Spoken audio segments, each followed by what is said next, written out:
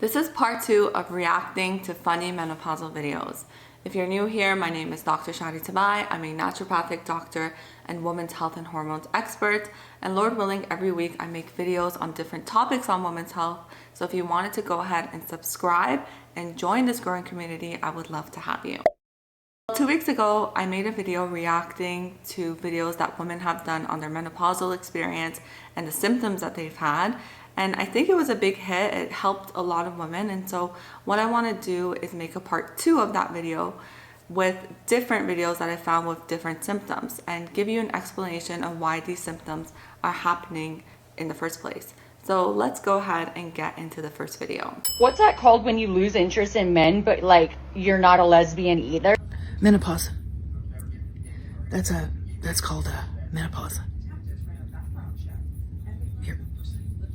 You're welcome.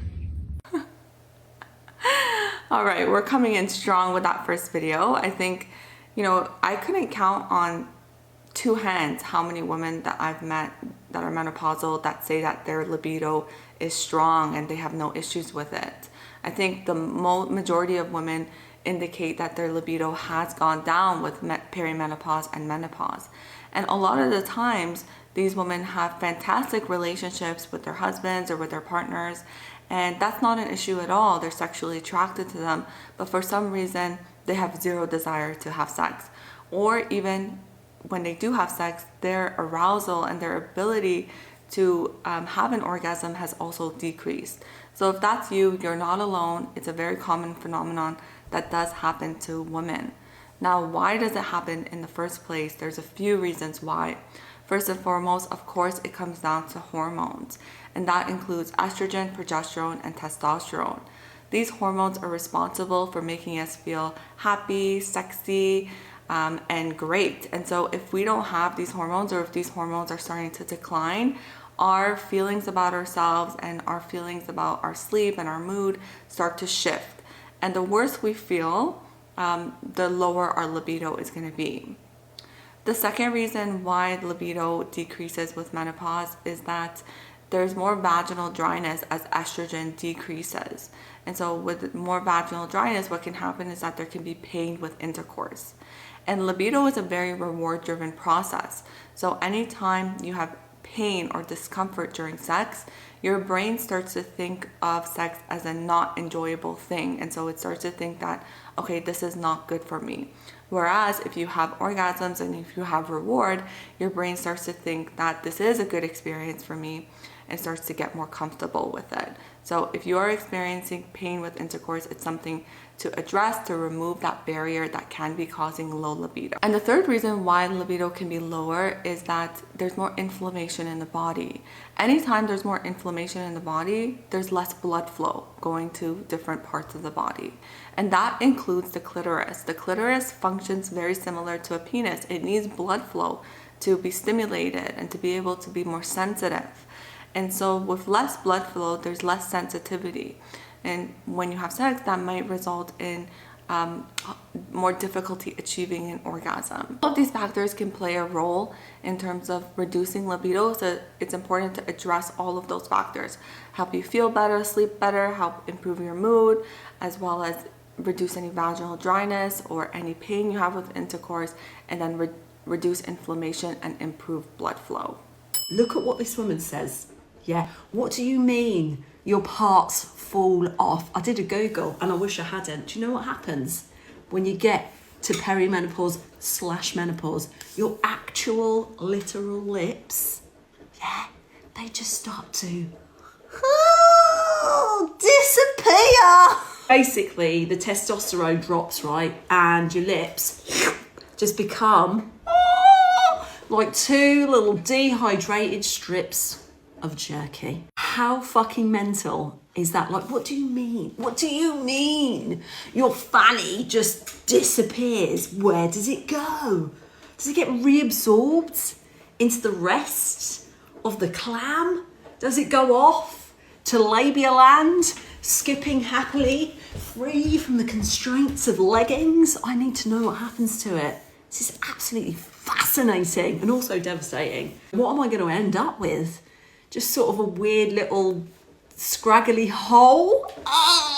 my future's not looking great. Being a woman is so shit. Fuck you, perimenopause. Yeah, with your fucking lip shrinking capabilities. Fuck you! Medical term for your fanny falling off is genitourinary syndrome of menopause. And this syndrome occurs when there is a lower level of estrogen in the body. The pelvic area includes estrogen receptors all over it, including the vaginal area and the bladder area. And so with the decline in estrogen, there can be symptoms like vaginal dryness, vaginal itching, vaginal burning, pain with intercourse, bleeding after intercourse, and then urinary symptoms like leakage and difficulty holding. And so if you're experiencing these symptoms, it can be a result of lowered estrogen, which needs to be addressed, because the problem is if it continues to progress, the tissue of the vulva and the vagina continues to thin out. And this can lead to something called vaginal atrophy, which results when the structure of the vulva and the vagina starts to change and starts to become very thin. And this can cause a lot of pain and discomfort for women. And so to prevent it from progressing to vaginal atrophy, we often use vaginal estrogen in the form of vaginal estriol. Now, I'll do a video on this later on, Lord willing, but vaginal estrogen is the prime way that we prevent it from becoming atrophic and from the structure of the vulva and the vagina changing. Let me know in the comments below if this is something you're experiencing and if you have used vaginal estrogen in the past to help with it. And there we go, guys. It's time for me to get in bed. This has been fun. Raise your hand if you could take a nap right now. I think most of you are probably raising your hand. Low energy is such a common symptom among menopausal women. Again, so many different factors. Number one would probably be sleep. If you're not sleeping well or having disrupted sleep, then you're not going to feel good and energized during the day. And then also, you may have nutritional deficiencies like iron or vitamin D or B12 that need to be addressed. And then also looking at your protein amounts. Are you eating protein regularly? What protein does is that it regulates our blood sugar, and our blood sugar should be relatively stable throughout the day. If it's not stable, what can happen is that our blood sugar crashes, and that can cause our energy to crash, making us feel like we need to take a nap. So we want to keep protein stable so that our blood sugar is stable and so our energy is stable. So looking into your protein, looking into nutritional deficiencies, and then improving sleep would be top ways to help improve energy.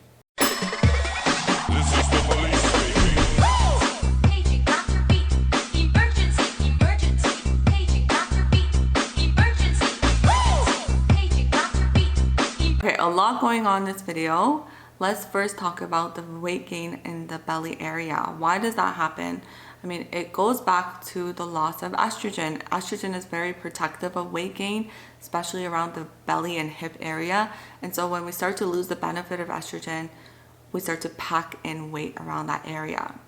Also, testosterone levels start to increase relative to estrogen. It's not that we start to produce more testosterone, but relative to our estrogen, slightly a little bit higher. And so that can also cause visceral adiposity. And so if you are taking testosterone in the form of hormone therapy, you want to be careful about it because it can also lead to more abdominal fat. So that's something to consider as well. But it's not only hormones that can cause weight gain around the abdomen. It also has to do with our metabolism and our muscles. As we age, what happens is that we lose muscle mass, and the more muscle mass we lose, the lower our metabolic rate becomes and the lower our ability to burn fat. So fat starts to stick more and it's harder to get off. And then also, if you're not feeling well, if you're not sleeping well, if your energy is low, if you're in pain, if you have inflammation, all of these are going to be barriers to weight loss and are all going to cause that weight to really pile up in that midsection. The next symptom that she talks about is the itchy eyes and the burning tongue. So this comes down to lower estrogen levels as well, because as our estrogen levels lower, there's more dryness in general everywhere. There's just less production in our salivary glands and in our glands that basically hydrate our skin, our eyes, our tongue, our mouth. And so everywhere it can feel very dry, and that includes the tongue area and the eyes. The next symptom that she talks about is the frozen shoulder and the joint pain. With the loss of estrogen, again, there's more inflammation in the body, and so the joints are very susceptible to having more pain and arthritis developing in them. And then keep in mind, as we age, we start to overuse our joints, and that can cause more likelihood of arthritis in those joints as well. If I were to sum up everything that's happening and why these things are happening, it would really come down to changing hormones. There's less estrogen, so there's more inflammation, and that can cause a variety of symptoms. Let me know in the comments below if you're experiencing any of these symptoms. I have made videos in the past about treatment strategies for some of these symptoms, so feel free to check those out, and like this video if it did help you so it can reach more women just like you. I will see you in the next video.